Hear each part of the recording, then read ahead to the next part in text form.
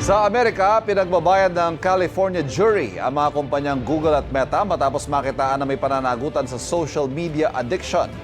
Pinagbabayad ang Meta ng 4.2 million US dollars, katumbas sa mahigit 250 million pesos na danyos, habang 1.8 million US dollars o katumbas ang mahigit 108 million pesos ang sa Google. Kaugnay ito sa kaso'y sinampa ng isang babae na nalulung daw sa mga online application sa murang edad dahil sa attention-grabbing designs nito.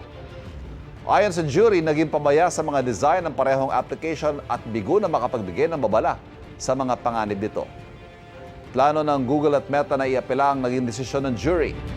Ikinatuwa naman ng grupo ng mga magulang na may mga anak na apektado ng social media ang naging hatol ng jury. Kapuso, huwag magpapahuli sa latest news and updates. Mag-iuna ka sa balita at mag-subscribe sa YouTube channel ng GMA Integrated News.